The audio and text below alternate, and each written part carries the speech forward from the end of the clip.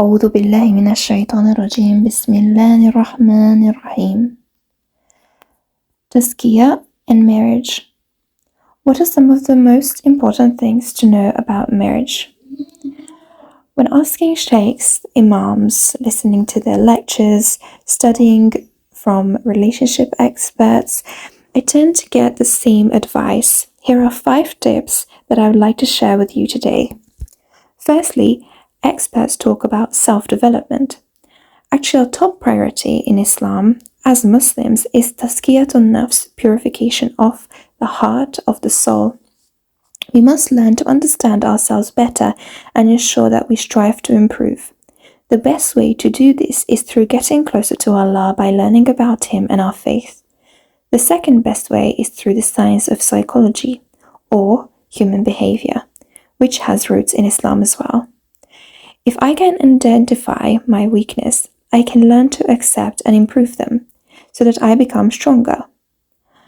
I am sure many of you have heard the following hadith before by Abu Huraira, as he reported that Allah's Messenger ﷺ says, "A strong believer is better and is more beloved to Allah than a weak believer.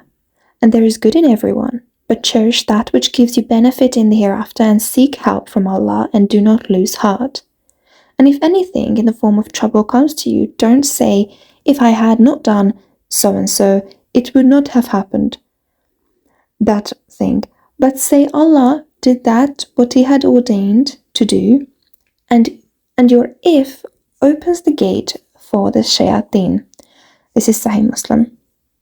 For sure, if you put in the work, it will affect all areas of your life and will make everything much easier, inshallah. In the description of the group chat for this event, you will also find a course on Tazkiyah in English and Hungarian. This will also be linked below the video in the description. Secondly, don't fall into this trap. And a mistake often made early on is that many people mix up the idea of being in love and long-term relationships, i.e. marriage. Scientifically speaking, the in-love phase is actually linked to a chemical change in the body. Various hormones are released which create that strong emotional attachment. This is extremely useful for couples when they start out their marriage, as they can bond quickly and learn to get over the various difficulties and obstacles they face in this period of time. However, this phase lasts about 2 years according to some relationship experts. At this point, if you were previously able to get to know the person truly for who they are, then you will find blessing between you both, and you will continue to deepen your relationship. Unfortunately, at this stage, many people look at the person they had married and find a huge contrast. It seems to them that this person has changed. Rather, they were not able to truly get to know their partner and merely married an idea of who they thought that their partner was. Thirdly, once we know ourselves better, we should be clear about our goals and what it is that we are looking for. Do you choose to look for and foster a long and deep connection for life? Know what you want and make sure that when you meet someone for the sake of marriage, that your goals align. The Prophet ﷺ said, "A woman is married for 4 things, i.e., her wealth, her family status, her beauty, and her religion. So you should marry the religious woman, otherwise you will be of the losers." This is Bukhari 1590. In fact, there is nothing wrong with either reason. However, taqwa, God consciousness, is important for longevity and should be one of our reasons for marrying someone. Moreover, it is best to be clear about our intentions when we meet someone. Find the person who will be glad to be your partner in life. The fourth tip is that relationship experts tend to highlight the importance of good communication. Many of our brothers and sisters end up struggling in their marriages because of lacking the right skills to communicate. Remember that when you make effort to excel in something, this also is rewarded by Allah subhanahu wa ta'ala when you do it for His sake. For example, you can make the intention to improve your communication skills in order to have better relationships with the creation of Allah for His sake. The Prophet ﷺ said, "Whoever gives for the sake of Allah withholds for the sake of Allah, loves for the sake of Allah, hates for the sake of Allah, and marries for the sake of Allah, he has indeed perfected his faith. This is at-Tirmidhi. The importance of the wali is the fifth step. The importance of the wali is often overlooked nowadays because we begin to forget and lose this knowledge. However, it is so very important to have someone's protective help when looking for a spouse, and also later on during the marriage. He's meant to be the person that the couple goes to in order to seek advice regarding their problems.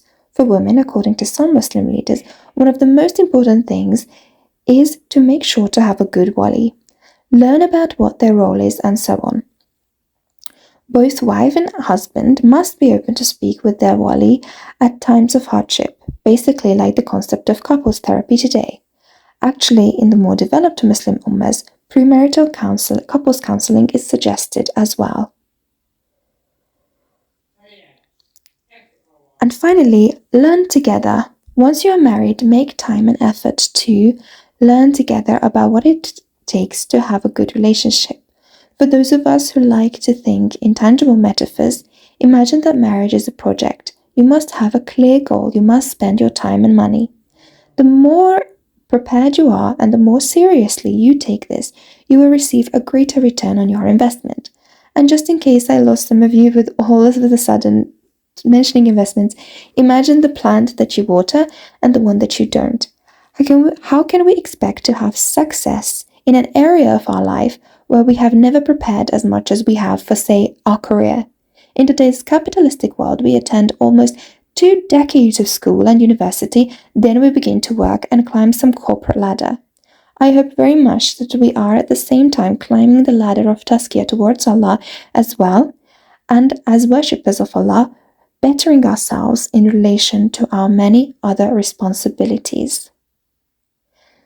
Finally, I would like to close with a short reminder from the 24th Surah, Surah An-Nur, Ayah 35. There's a link in the description to a recitation of this ayah and translation. Allah is the light of the heavens and the earth. His light is like a niche in which there is a lamp. The lamp is in a glass, and the glass is like a shining star, lit from the oil of a blessed olive tree, located neither to the east nor to the west, whose oil would almost glow, even without being touched by fire. Light upon light. Allah guides whoever He wills to His light, and Allah presents examples for humanity. For Allah has perfected knowledge of all things. For Allah has perfect knowledge of all things. This is a metaphor for the light of guidance in the heart of the believer. This means that Allah guides whomever He wants to be guided and whomever He wants to guide. Whoever wants to and whoever He wants to. Which means that there are 2 wills in play in this ayah, mine and Allah's. Allah subhanahu wa ta'ala made it simultaneous. I will give this light, but you have to accept it. It is equally your decision as it is mine. And Allah just gives examples for people. He says, subhanAllah, such a powerful example. The full tafsir of this ayah is also linked in the description below. So think about what we have mentioned today. Take charge of your life and don't be someone who is passive or standing by. Don't be afraid to take time to learn and grow, but equally don't be afraid to then step outside of your well-known comfort zone and to get to know people in a halal way. Remember that most of the time it is not the first person that you meet who will be the best for you. And of course, continue to pray istikhara and make dua to Allah. O Allah, I seek your counsel through your knowledge, and I seek your assistance through your might, and I ask you for your immense favor, for indeed you alone decree faith while I do not, and you alone know all things while I do not, and you alone possess all knowledge of the unseen. O Allah, if you know that this matter is good for me in my religion, in my life, and for my welfare in the life to come in both the short term and the long term, then decree it for me, and make it easy for me, then bless it for me. But if you know that this matter is harmful for me in my religion, in my life, and for my welfare in the life to come in both the short term and the long term, then distance it from me and distance me from it. Then decree what is good for me wherever it may be, and help me to be content with it. Subhanallah wa bihamdi, subhanakallahumma wa bihamdika, ashhadu an la ilaha illa ant, astaghfiruka wa atubu ilayk. Bismillahir Rahmanir Rahim. والعصر إن الإنسان لفي خسر إلا الذين آمنوا وعملوا الصالحات وتواصوا بالحق وتواصوا بالصبر. Assalamu alaykum wa rahmatullahi wa barakatuh. We look forward to seeing you in our next episode.